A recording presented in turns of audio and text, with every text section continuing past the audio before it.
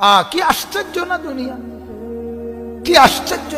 জলজ্জান্ত একটা মানুষ আমাদের চোখের সামনের প্রতিদিন প্রতিনিয়ত আমরা দেখি বাজান, চোখের সামনের একটা জলজ্জান্ত মানুষ হাত নাড়াইতো, পাও নাড়াইতো, চোখ খুলতো, কথা বলতো, হাঁটতো, চলতো, ফিরতো, এরকম একটা জলজ্জান্ত মানুষ আর হাতও নড়ে না, পাও নড়ে না, এভাবে লাশ হয়ে যায়, এভাবে কবরে চলে যায়। কি আশ্চর্য এটা, কি আশ্চর্য।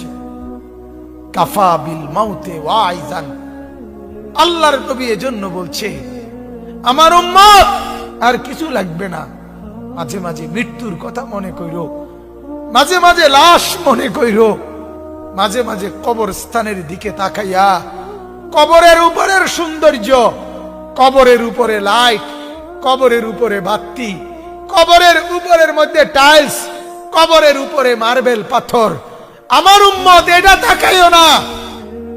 এই তরতাজা মানুষটা যে একটা বালু লাগতে দিত না শরীরে, যে কোনোদিন একটা জামা ময়লা পড়তো না, যে লেফ আর কম্বল ছাড়া ঘুমাইতো না, যে সোফা ছাড়া বসতো না, যে 3 বেলা খানা খাইতো, 2 বেলা নাস্তা করতো, যে কত মানুষের সাথে হাঁটতো ফিরতো, ওই জলজ্জান্ত মানুষটা ওই মাটির মধ্যে কবরের ভেতরে আলোহীন, বাতাসহীন, খাদ্য খাবার বসত ভিটা, কোন রকমের আসবাবপত্র ছাড়া এভাবে বছরের পর বছর পড়ে আছে।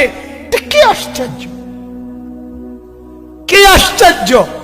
আল্লাহর নবী বলেন যদি শুধু এটা একবার ভাবো, মনোযোগ দিয়া, মন দিয়া কেউ যদি ভাবো দোস্ত, আল্লাহর নবী বলছে নসিহতের জন্য, ওয়াজের জন্য এটাই যথেষ্ট। আমাদের হাটহাজারী মাদ্রাসার একজন বড় বুজুর্গ আছেন, এখন একদম অসুস্থ হয়ে গেছেন, হযরত মাওলানা মুমতাজুল করিম বাবা হুজুর বলতো উনাকে, অনেক বড় আল্লাহ ওয়ালা বুজুর্গ আলেম। একবার উনারে মাহফিলে বয়ান করতে দিছে, বয়ানে বৈশা উনি বলতেছে একদিন এই দুনিয়ায় ছিলাম না, এরপরে আল্লাহ পাঠাইছে, একদিন অচিরেই এই দুনিয়ায় থাকবো না, কাজে স্থায়ী যেখানের জন্য যাব আমাদের সবাইকে তার জন্য পুঁজি বানানো দরকার। ও আখির দাওয়ানা আলহামদুলিল্লাহ রাব্বিল আলামিন।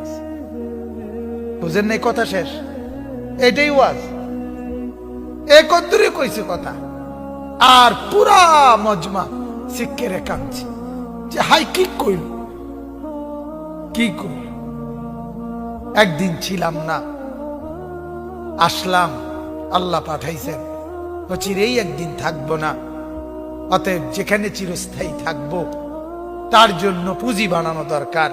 ও আখির দাওয়ানা আলহামদুলিল্লাহ। শেষ ওয়াজ, এটাই তো যথেষ্ট, এটাই তো যথেষ্ট।